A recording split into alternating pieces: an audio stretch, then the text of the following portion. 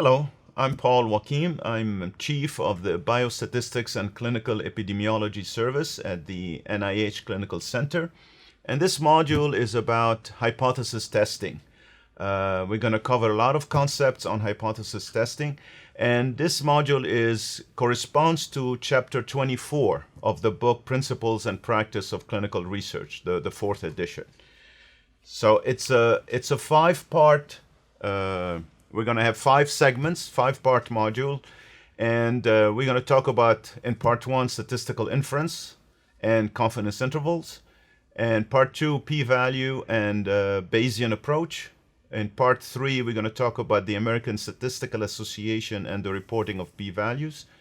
In part 4, subgroup analysis and interaction, and in part 5, superiority versus non-inferiority versus equivalence, and multiple comparisons. As you can see, I dedicated 2 parts to p-values, and that's because I think it's an extremely important concept, and I think it's the most widely used and most widely misused statistical concept. And so therefore I thought it would be very important to really clarify this concept of p-value. So let's start with statistical inference and confidence interval, which is really this segment. So what we're going to talk about, what is statistical inference? What does that mean? It means you select in the statistical concept, in statistical context, you select a representative sample from the population of interest, you analyze the sample data, and you draw a conclusion about the population based on results from the sample. So I'm going to talk about the typical setting in statistical inference, the typical setting. And here I talk about non-Bayesian. Most of this module on hypothesis testing is going to be the non-Bayesian approach. If I was giving this lecture 15 years ago, I wouldn't have mentioned the Bayesian approach. Because the Bayesian approach and the frequentist approach are not quite the same. They're quite different, and it may confuse the audience more than help the audience if we talk about both. So if it was 15 years ago, I would have just left the Bayesian approach out altogether. But we can't do this anymore. Thanks to computer power, the Bayesian approach is gaining a lot of use. It is intuitive, as we will talk about it, and it makes a lot of sense. People are using it. It's more accepted, so we have to talk about it. Otherwise, we would be like burying our heads in the sand. So I will talk about the Bayesian approach. But for now, this is the non-Bayesian setting. So in this setting, the null hypothesis is that the experimental is the same as the control, or the experimental minus the control is 0. Experimental would be something like the new medication. The control would be like the old medication or placebo.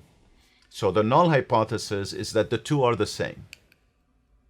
The alternative hypothesis, which is denoted by H1 or HA, the null hypothesis is denoted by H0, so you can say H1 is, sort of the other hypothesis, or A for alternative.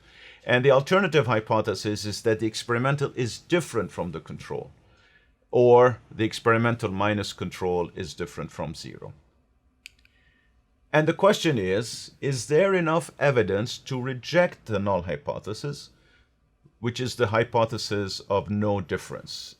And H0 is like the default. If we don't see anything, no evidence to reject the null hypothesis, we're going to go with the null hypothesis. So it's like the default. And we're hoping, we do the experiment with the expectation, with the hope that we're going to be rejecting H0 in favor of HA. In other words, we're going to find that the new medication is better than the old medication. We're going to find that the new medication or A medication is better than placebo or treatment as usual. So for example, let's say we're talking about nicotine patch versus a placebo patch. The research question is whether the nicotine patch reduces cigarette smoking more than the placebo patch.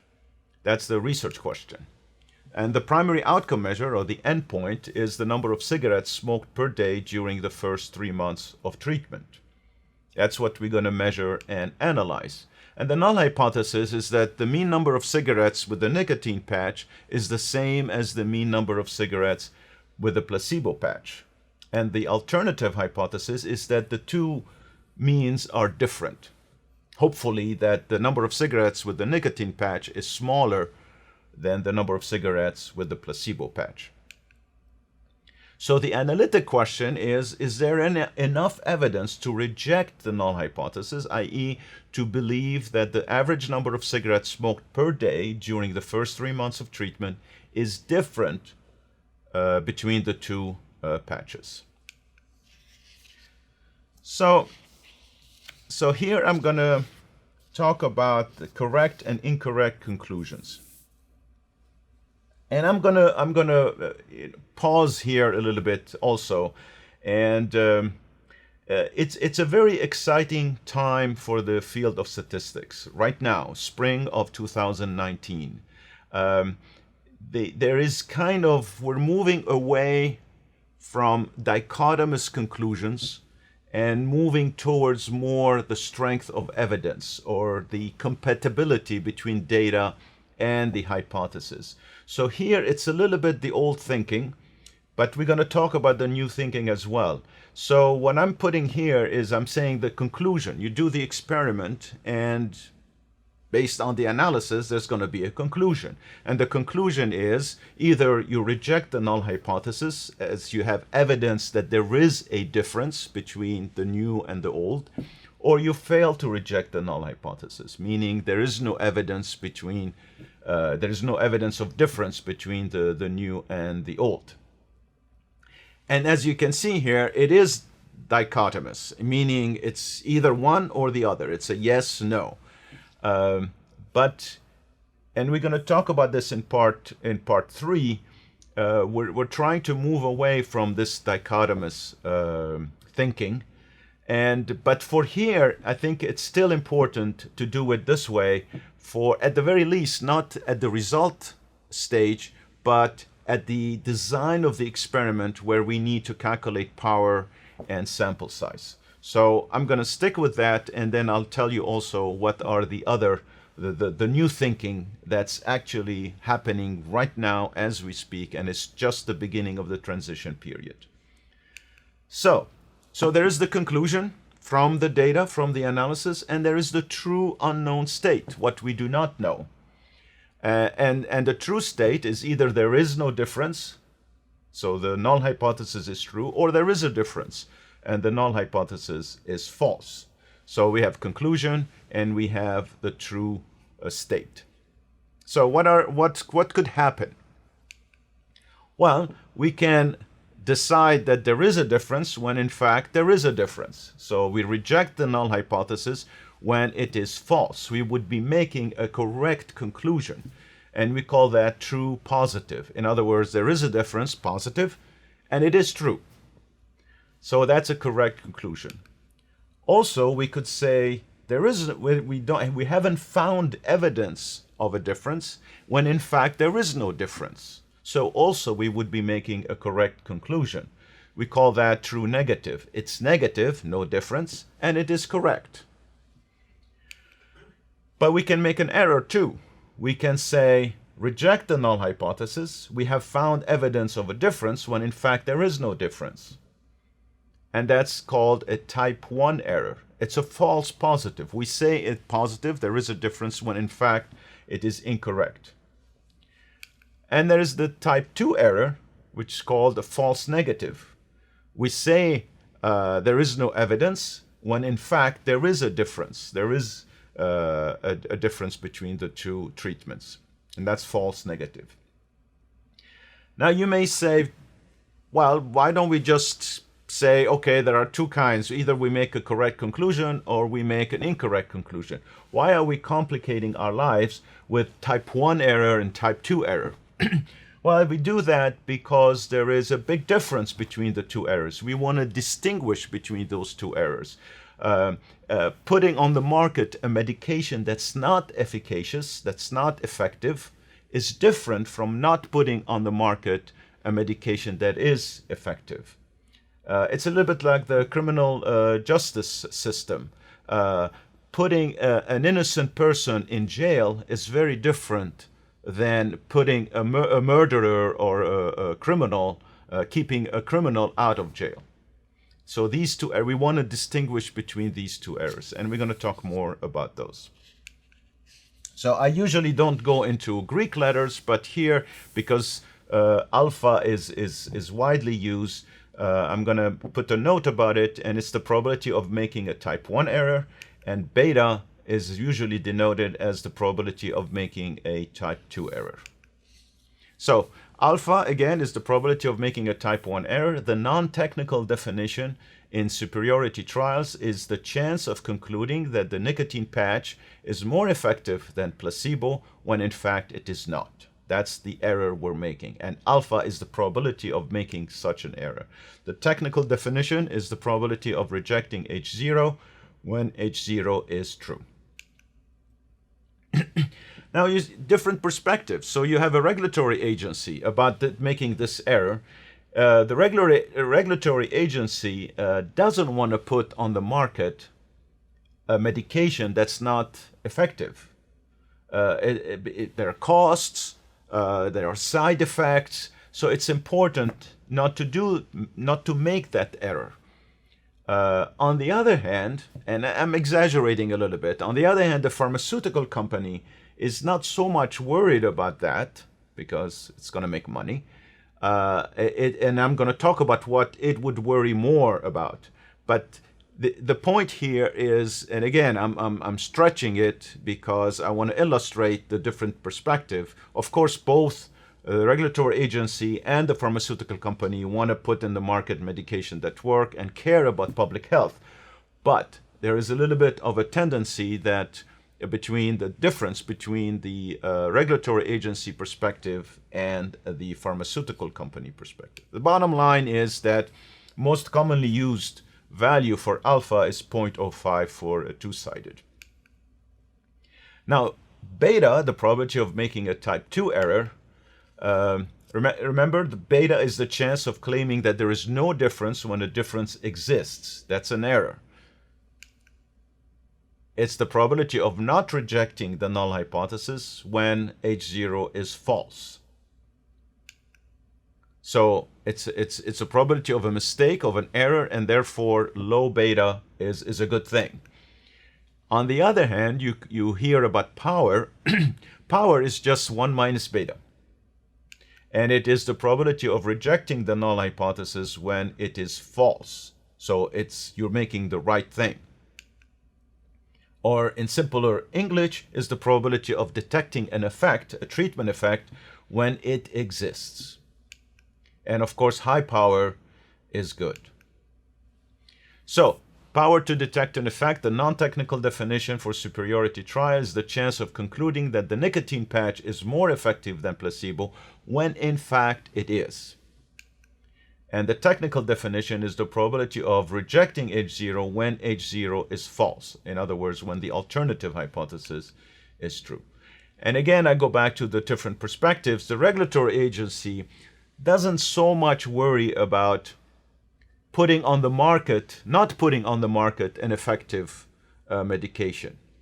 Of course, it would prefer to put it on the market, but it's not so much worried about that because it knows that the pharmaceutical company, think about it this way. You have a pharmaceutical company that has in its hands an effective medication. It doesn't know that, but it does have in its hand an effective medication. It has a cure. It want to make sure, remember, this is when the alternative is true. It want to make sure that this medication, you find a difference between the medication and placebo. So the pharmaceutical company is definitely going to worry about maximizing power and minimizing the type 2 error, the probability of a type 2 error. And so the bottom line, most commonly used values for power is in early phase is between 0.6 and 0.8, and in late phase is between 0.8 and 0.95. So if you don't change the sample size, and we're going to talk a little bit more about that, the alpha goes down, the beta goes up, and the power goes down. So if you're going to make it more difficult to reject the null hypothesis, you're going to also increase by decreasing alpha, you make it more difficult to reject the null hypothesis when it is true. You're also going to make it harder to detect an effect. So I'm going to show you this graph, which is, I think, is going to a little bit put all the pieces together, and it's also an interesting point. So let's say we have one significant randomized clinical trial to show efficacy. So think about 1,000 experiments. We have a pharmaceutical company, or a bunch of pharmaceutical companies have 1,000 medications, and they're going to do 1,000 clinical trials, experiments, and they're going to analyze the data. So let's say out of those 1,000 medications that 10% of them are really effective. 10%. And 10% is actually could be an overestimate. I mean, pharmaceutical companies try a lot of different medications, and very few end up being efficacious. So let's say that 10% are really efficacious or effective, which means that 100 of them have a true treatment effect and 900 do not. Okay, now let's look at the next step.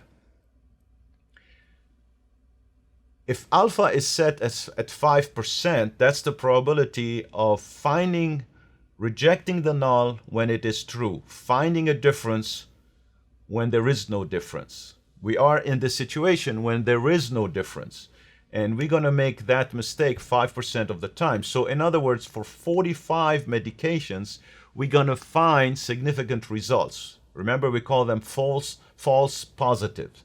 We say it's positive and it's false. And 95% are going to be non-significant results, which are true negative. We're going to conclude that there are no difference when in fact there is no difference. If we move to the other side, we said the power is 90%. In other words, we're going to detect a difference when it actually exists 90% of the time. We are in the situation where it does exist, so 90 medications are going to be found to be significant, true positives, and 10 are going to be found to be non-significant, false negatives. So you look at this and you say, okay, so how many significant results are we going to see from the literature? Well, we're going to see 45 plus 90. So 135. But out of the 135, 90 are correct conclusions. So 90 of the significant results are correct, and that's called a false discovery rate.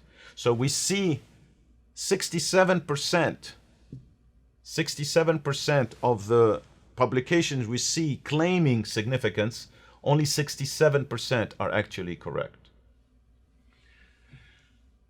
So now I'm going to change a little bit the story and say, instead of you have to prove one clinical trial. In one clinical trial, you have to prove efficacy. You need 2 trials to prove efficacy. In other words, you have to do 2 clinical trials and find that the medication is effective in both clinical trials. And that's what the FDA has as a rule in general. So now we're going to do pretty much the same thing, except that now we still have 1,000 medications, but we have pairs of clinical trials. For every medication, there are 2 clinical trials being conducted. And same 10% of them have a true effect. So far it's the same, except that now, Remember that it's 5% for the first clinical trial, the probability of an error, and again, you have to find evidence in the second one when there is no evidence. So it's 5% times 5%, which is 0.25%. So out of the 900 with no true effect, 2 are going to be found to be significant, false positive, and 898 will have non-significant results, true negatives. And if we look at the other side, the power now is 0.9 times 0.9. You have to detect when there is a difference, 0.9 times detect again in the second trial that there is a difference, which is 0.9, which is 81%.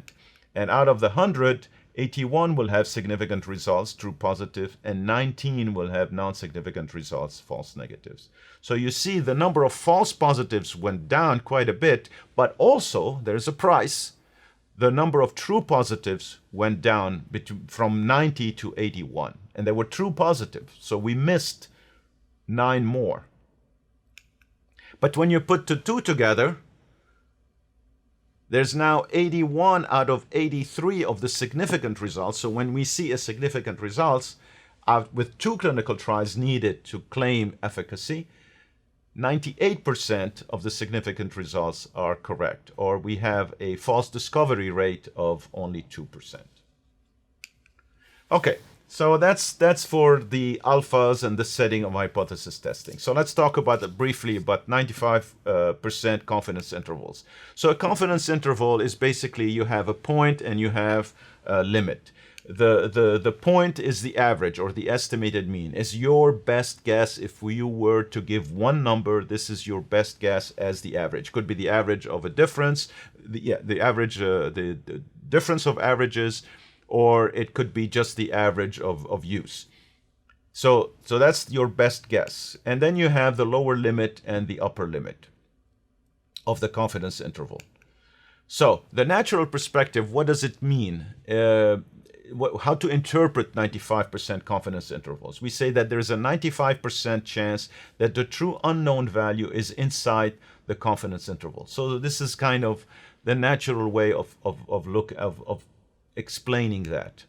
Or we are 95% confidence that the true unknown value is somewhere within the confidence interval. So in graphical, I mean, that's what I try to do here, is you've got the confidence interval, which is fixed, and there is a 95% chance that the true unknown value is inside the confidence interval. It could be outside, but we're 95% sure it's inside. There is the frequentist pure perspective. We say, no, that's not quite the way you should think about it, because the true unknown value is fixed. We don't know it, but it's fixed. It doesn't move. It's the confidence interval that changes depending on the sample you're analyzing.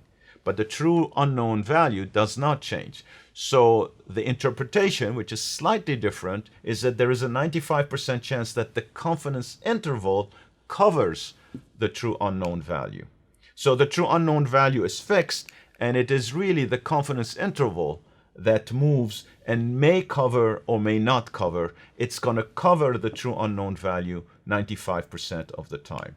And you may have seen this graph in books and lectures where the interpretation is, if you were to run the clinical trial or the research 100 times, 95% of the confidence interval from each one, and you calculate the confidence interval each time, 95% of them will cover the true difference, and 5%, the red ones, will not.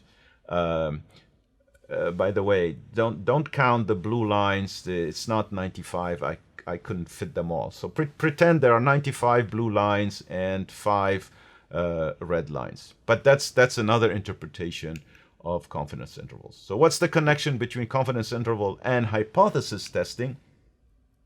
If the 95% confidence interval does not include the value of the null hypothesis, a zero difference, the result is called statistically significant at the 5% alpha level.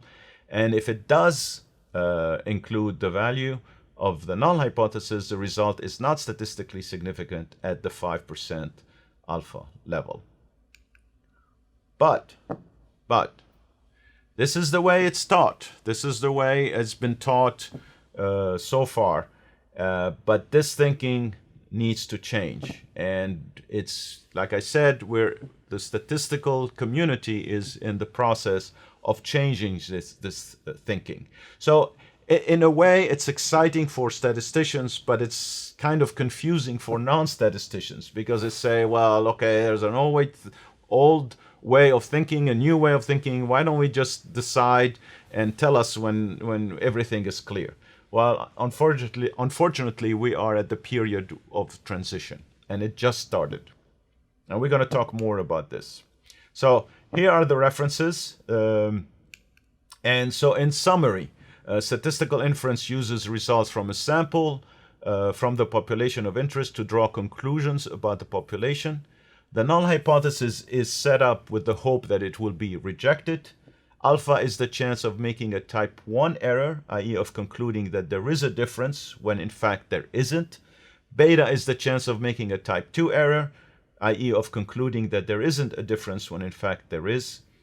And power is 1 minus beta is the chance of concluding that there is a difference when in fact there is. And the investigator controls the chance of making a type 1 error alpha and the chance of making a type 2 error beta through the sample size. By controlling the sample size, these errors are changed. The bigger the sample size, the more you reduce these errors. And so my questions to you, I gave you the definitions, sort of the non-technical definitions of alpha, beta, and power. And my question is, what are the technical definitions of these three terms? In other words, using probability and rejecting and H0 and true and false. And if you understand the summary that I just showed you, I think you would have already a pretty good foundation to hypothesis testing. So thank you for watching, and that's the end of this segment.